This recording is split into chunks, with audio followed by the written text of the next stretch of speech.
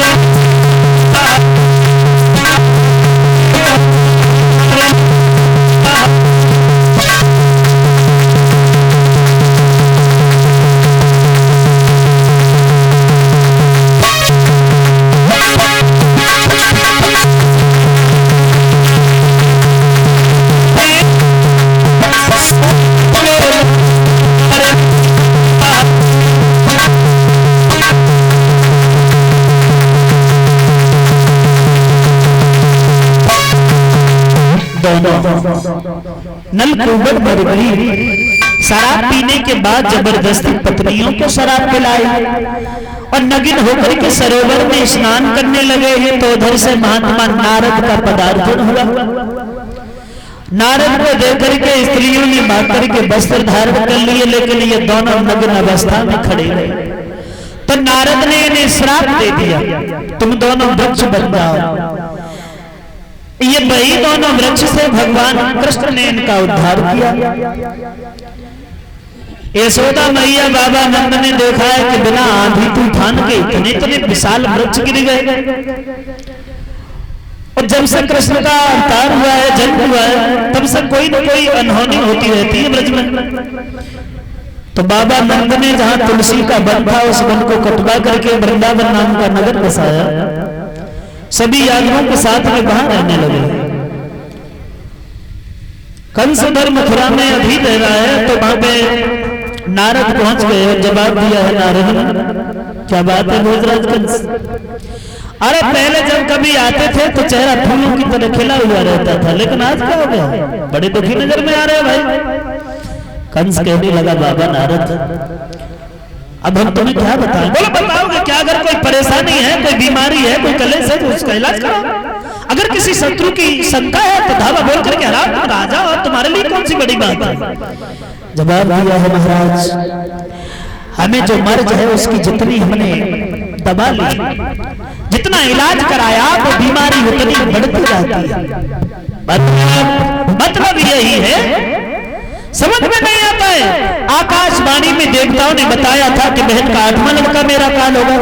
फिर 8वें गर्भ से एक लड़की पैदा हुई, जैसे ही उस लड़की को हमने मारने की कोशिश की, बुलेट भी हाथ से छूट गई और हमसे एक बात कह करके गई, कंस तू हमें काहे को मार रहा है, तेरे मारने वाले का अवतार गोकुल में हो गया। नहीं आया, ये गोकुल में कैसे पहुंच गया?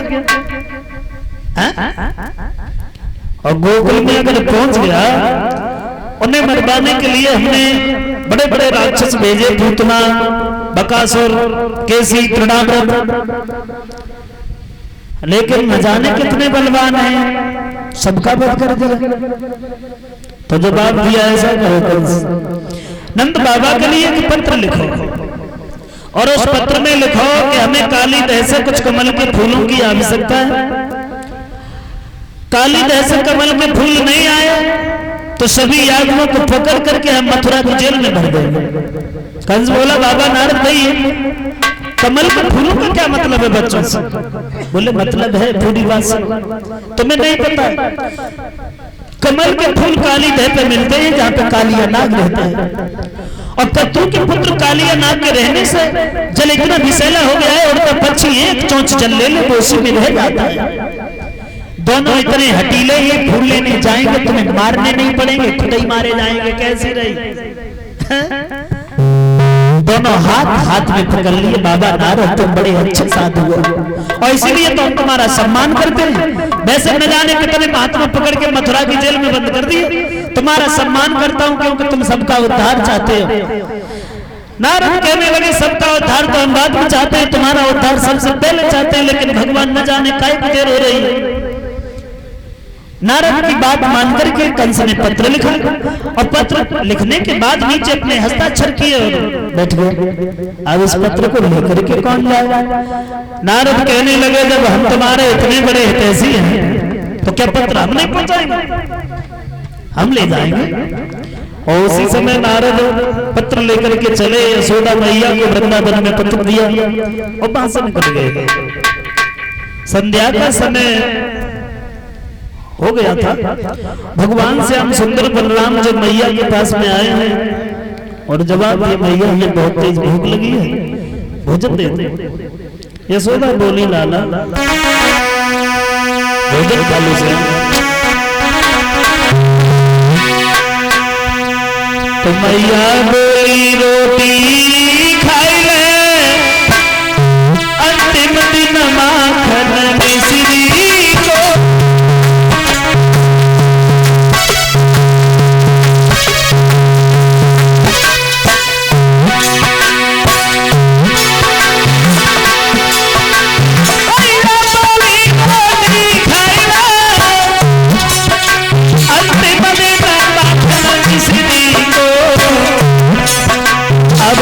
से कहा बोला रसन पड़े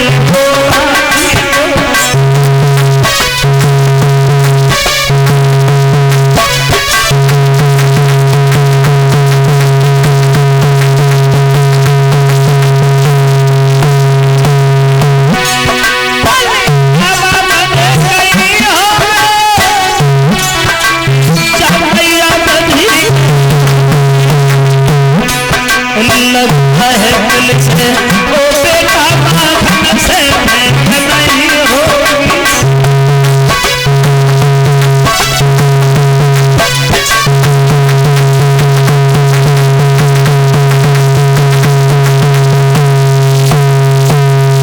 जवाब दिया है ऐसा लगता है कि कल से माखन मिश्री भी नहीं मिल पाएगा।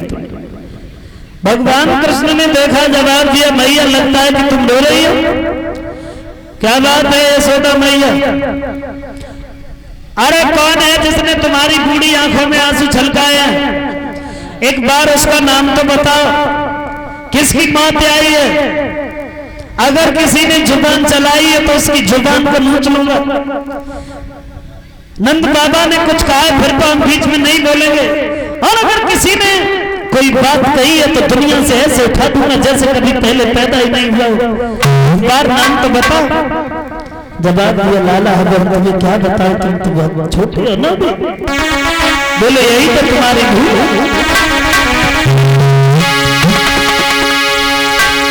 भैया मारे जाए तो सातों को से उड़ी जाएगा मेरे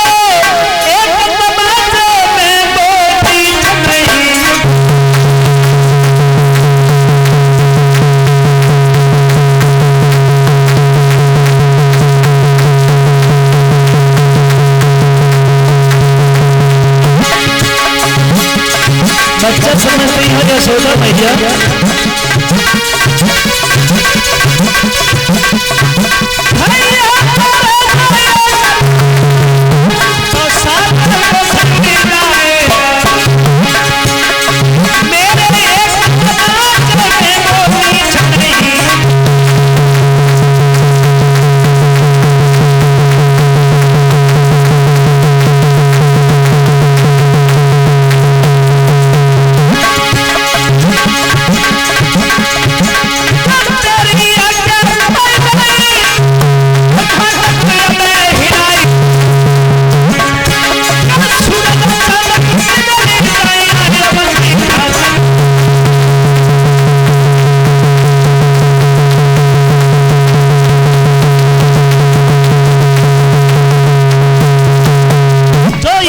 गई कहने लगे हैं मां क्या होने वाला है ब्रज में?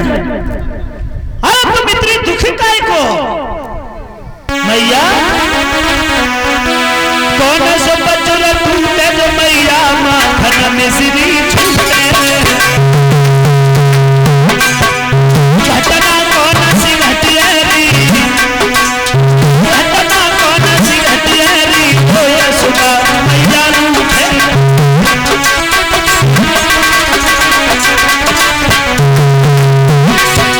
सच बताओ मैया कौन सी अनहोनी होने वाली है ब्रज में जो माखन मिश्री नहीं मिलेगा हमें? काहे को रो रही है मां? तो बोली लाला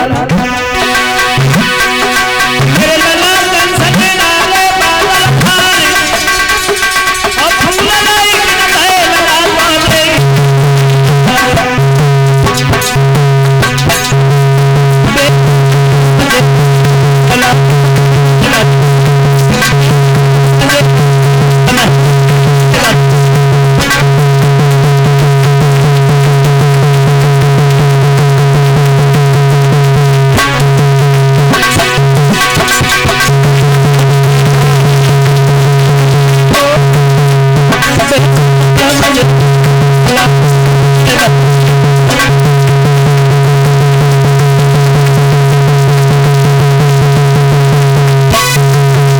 जवाब दिया है लाला नारद के द्वारा कंस ने पत्र भेजा है काली देह से कमल के फूलों की जरूरत है। अगर फूल ला करके नहीं दिए तो हम सभी यादवों को पकड़ करके मथुरा की जेल में बंद कर देंगे। कन्हैया तुम्हारा क्या होगा? और ये बात श्याम सुंदर ने सुनी तो जवाब दिया मैया तुम हैरान काहे को हो रही हो? अरे कंस हमें जेल की धमकी काहे को दे रहा है? अगर जेल की धमकी देनी है तो चोरों को दे। वो तो हमारे लिए एक सत्याग्रह मंदिर है। और बात रही कमल के फूलों की तो आने दीजिए समय को देखेंगे हमसे। श्याम सुंदर ने भोजन किया, सारी रात विश्राम किया है और सवेरा जैसे हुआ है तो सभी ग्वाल बालों को लेकर के